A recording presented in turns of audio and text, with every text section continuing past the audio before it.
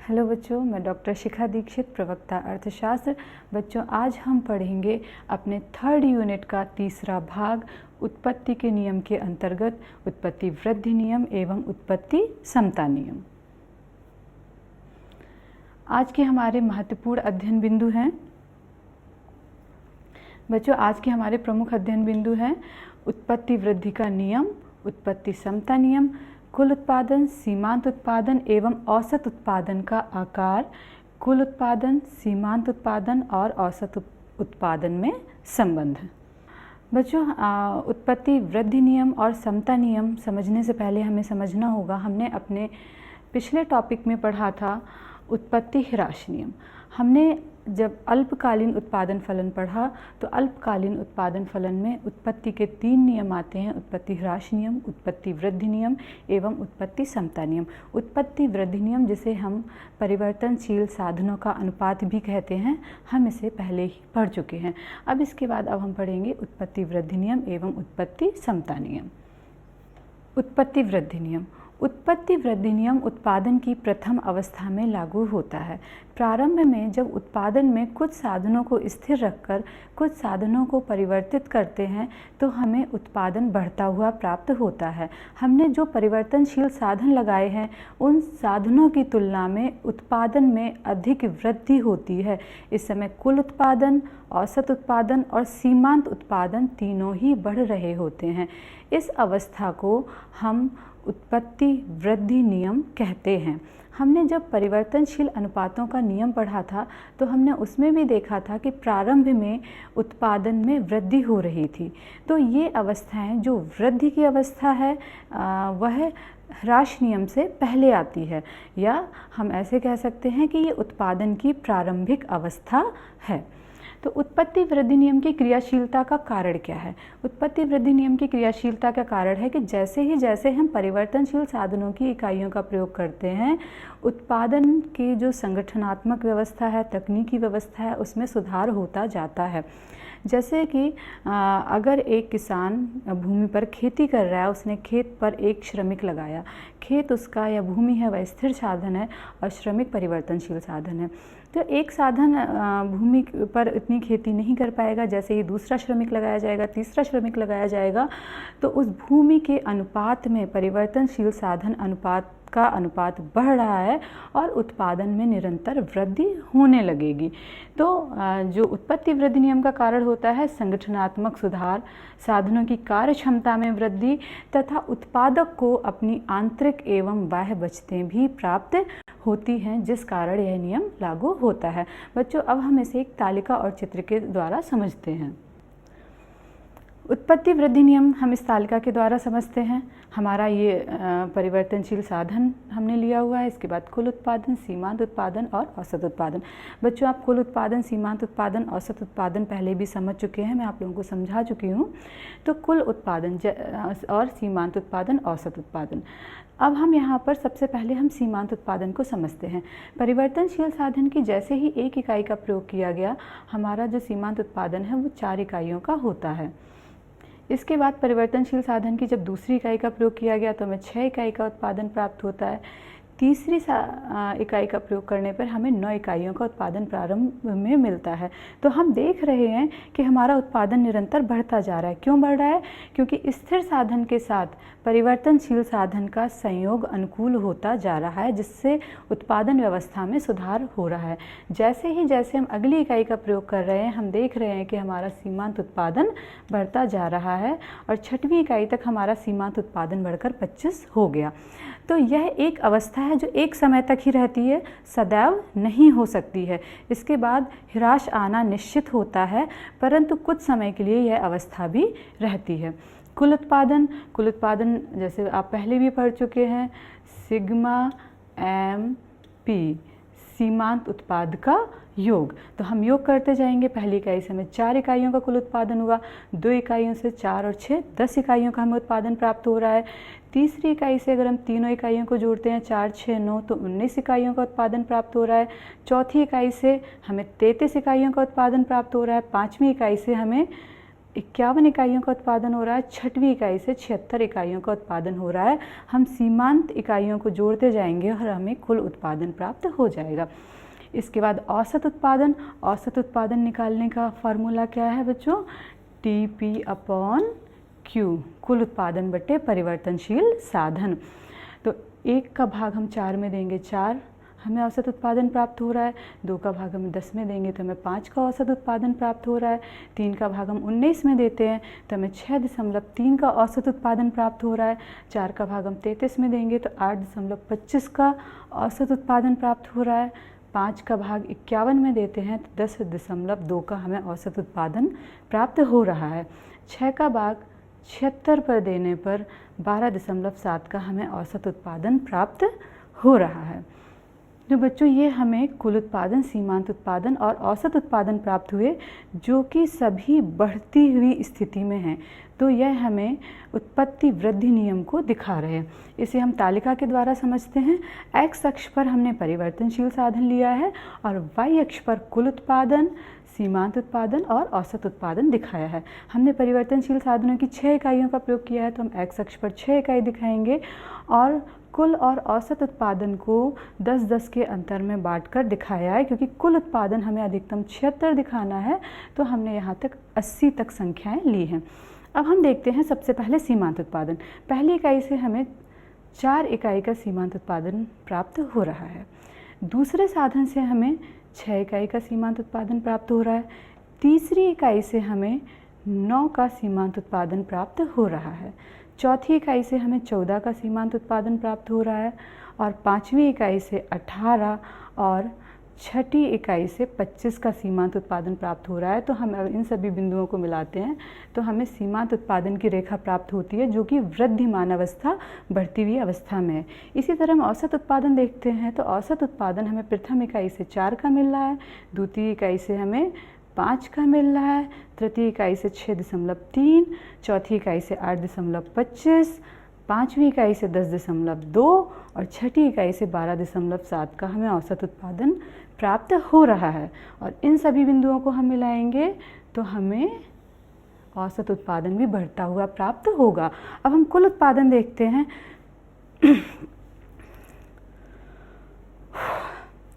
अब हम कुल उत्पादन देखते हैं।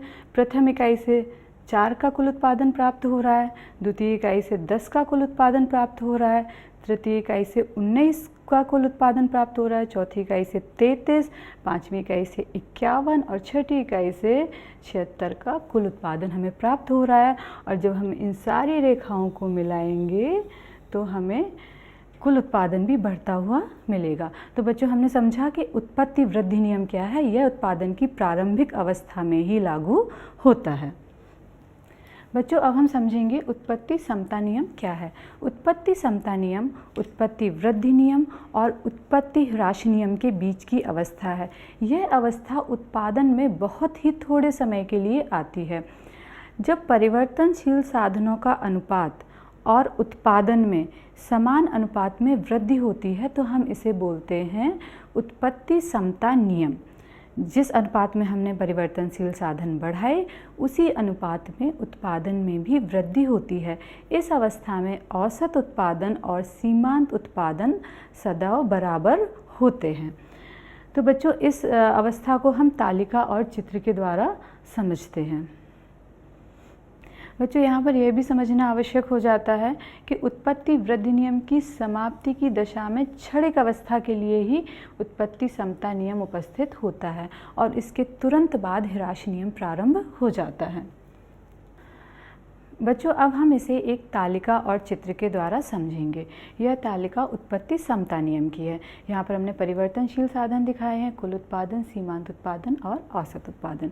परिवर्तनशील साधन की प्रथम इकाई का प्रयोग करने पर 30 का सीमांत उत्पादन हो रहा है। दूसरी इकाई का प्रयोग करने पर भी 30 का सीमांत उत्पादन हो रहा है। तीसरी इकाई के प्रयोग में भी 30 का सीमांत उत्पादन हो रहा है, चौथी इकाई के प्रयोग में भी 30 का उत्पादन हो रहा है, पाँचवें में भी 30 का उत्पादन हो रहा है और छठवीं इकाई में भी 30 का उत्पादन हो रहा है। अर्थात हम जिस अनुपात में साधनों को बढ़ा रहे हैं उसी अनुपात में साधन उत्पादन भी बढ़ा रहे हैं। यहाँ हम एक एक इकाई साधन की बढ़ा रहे हैं और यहाँ उत्पादन की 30-30 इकाई बढ़ती जा रही हैं। अब हम देखते हैं कुल उत्पादन। कुल उत्पादन जैसा कि मैंने अभी बताया कि सीमांत उत्पादन का योग होता है।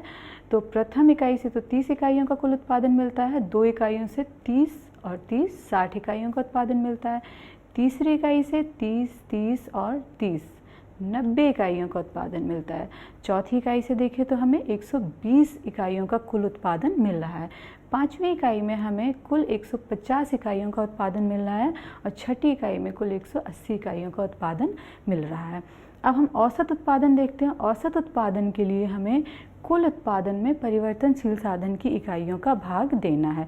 तो कुल उत्पादन में हम 1 का भाग देंगे, 1 से विभाजित करेंगे तो हमें 30 प्राप्त होता है। 60 को हम 2 से विभाजित करेंगे तो भी हमें 30 प्राप्त हो रहा है। 90 को हम 3 से विभाजित करते हैं तो भी हमें 30 प्राप्त होता है। 4 से हम 120 से विभाजित करते हैं तो हमें 30 प्राप्त होता है। 150 को हम 5 से विभाजित करेंगे तो भी हमें 30 प्राप्त हो रहा है और 180 को 6 से विभाजित करेंगे तो भी हमें 30 प्राप्त हो रहा है। तो बच्चों हमने देखा यहाँ पर हमारा सीमांत उत्पादन और औसत उत्पादन दोनों ही बराबर हैं। तो यह स्थिति उत्पत्ति समता नियम कहलाती है जब हमारे सीमांत और औसत उत्पादन दोनों बराबर हों। अब हम इसे चित्र की सहायता से समझ लेते हैं।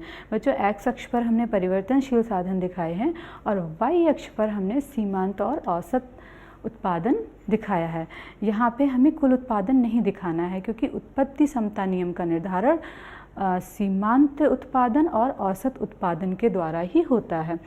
तो यहाँ पर जो उत्पादन रेखा है वो हमारी एक सीधी रेखा के रूप में आ रही है। यही रेखा हमारी औसत उत्पादन है और यही रेखा हमारी सीमांत उत्पादन है क्योंकि प्रत्येक इकाई द्वारा 30-30 इकाइयों का ही उत्पादन हो रहा है।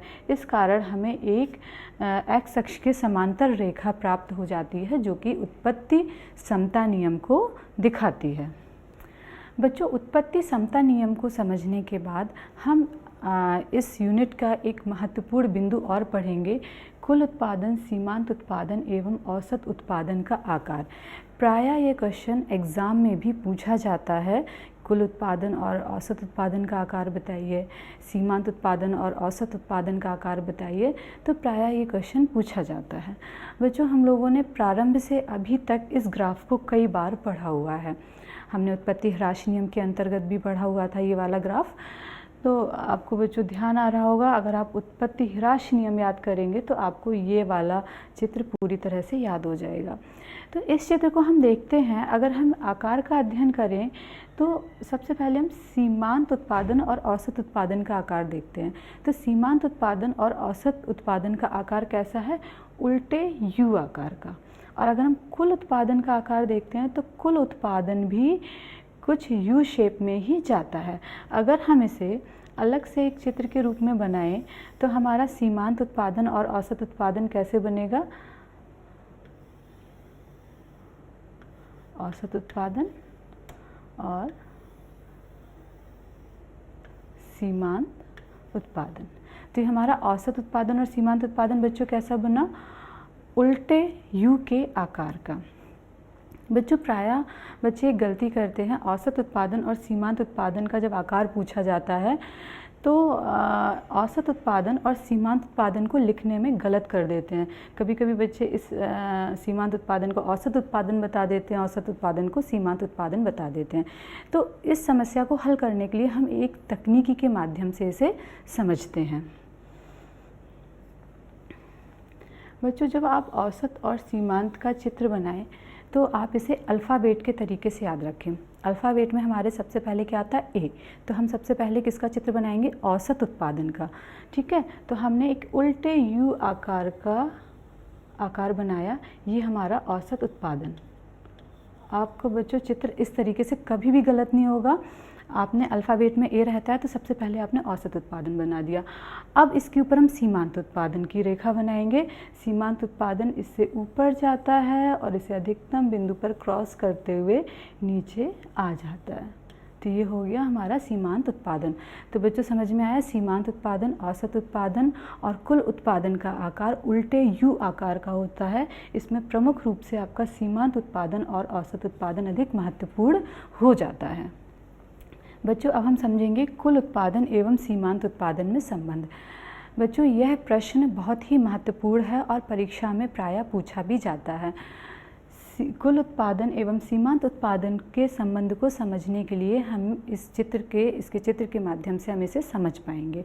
तो सबसे पहले तो हम इसका एक चित्र बना लेते हैं।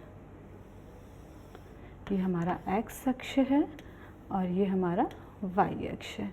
यहाँ पर हम दिखाएंगे कुल उत्पादन और सीमांत उत्पादन, और यहाँ पर हो गई इकाइयाँ, साधन की इकाइयाँ। अभी हम कोई इकाई नहीं ले रहे, सिर्फ हम इसके आकार के माध्यम से समझाएंगे।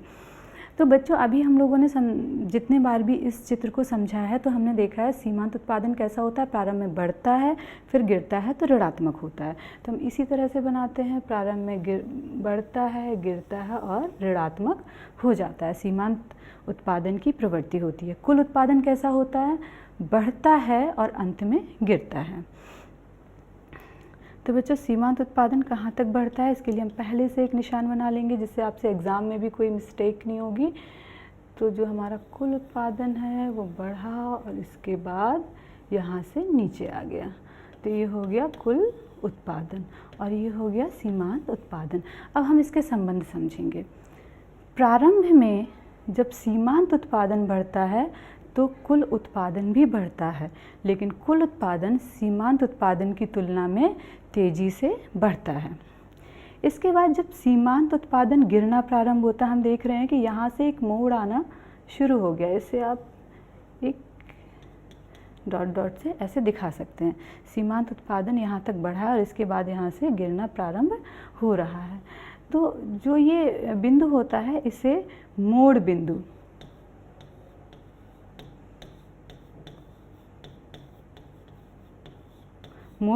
कहते हैं।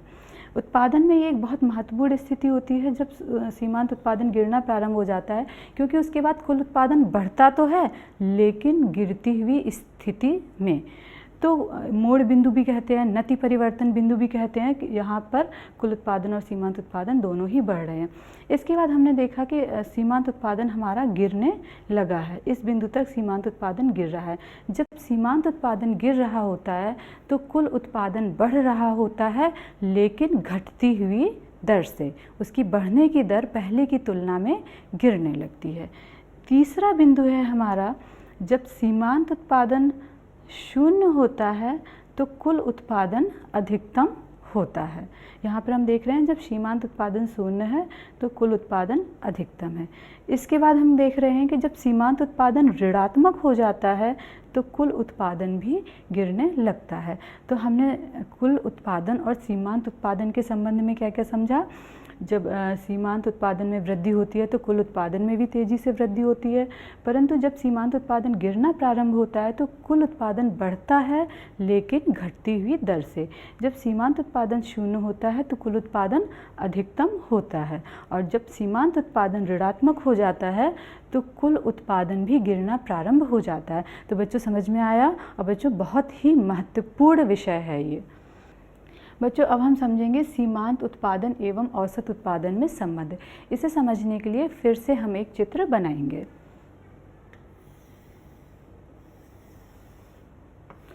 एक्स अक्ष पर हम साधन की इकाइयाँ लेंगे 0 y अक्ष पर हम दिखाएंगे सीमांत उत्पादन और औसत उत्पादन।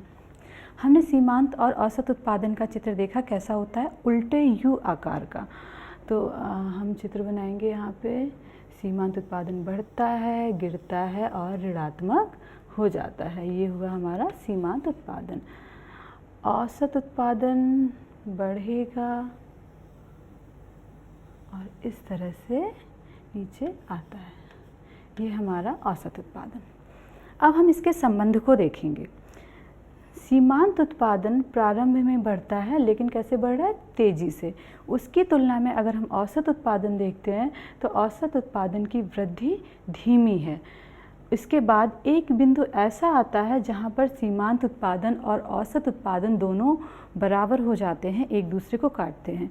यह बिंदु कौन सा बिंदु होता है? जिस बिंदु पर सीमांत उत्पादन औसत उत्पादन को काटेगा, वहाँ पर हम देखें तो जो औसत उत्पादन है वो अधिकतम होता है। इसके बाद से ना फिर भी औसत उत्पादन हमारा गिरना प्रारंभ हो गया है। तो सीमांत उत्पादन औसत उत्पादन को अधिकतम बिंदु पर काटता है। ये औसत उत्पादन का अधिकतम बिंदु है।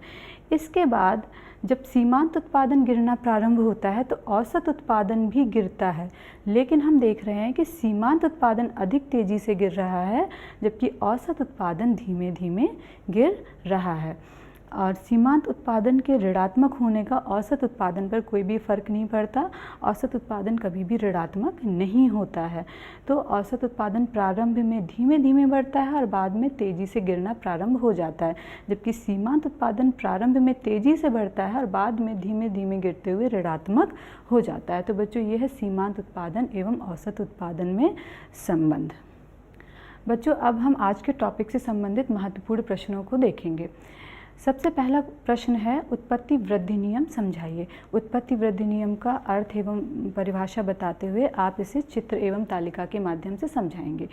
दूसरा प्रश्न है हमारा, उत्पत्ति समता नियम समझाइए। इसमें भी आप उत्पत्ति समता नियम का अर्थ समझाते हुए इसे तालिका एवं चित्र के माध्यम से समझाएंगे। अगला प्रश्न है हमारा, सीमांत उत्पादन एवं औसत उत्पादन का आकार समझाइए। इस प्रश्न में आप सीमांत उत्पादन और औसत उत्पादन को चित्र के माध्यम से समझाएंगे कि इनका आकार कैसा होता है। उल्टे यू के आकार का होता है। चित्र बनाकर आप उसे समझाएंगे। अगला प्रश्न है हमारा, कुल उत्पादन, सीमांत उत्पादन एवं औसत उत्पादन में संबंध बताइए। तो इस संबंध को बनाने के लिए भी आपको चित्र बनाना पड़ेगा। पहले आप कुल उत्पादन एवं सीमांत उत्पादन का संबंध बताएंगे चित्र के माध्यम से। इसके बाद आप सीमांत उत्पादन एवं औसत उत्पादन का संबंध भी चित्र के माध्यम से समझाएंगे। तो बच्चों, आज का हमारा टॉपिक यहाँ समाप्त होता है और हम फिर मिलेंगे अगले टॉपिक के साथ।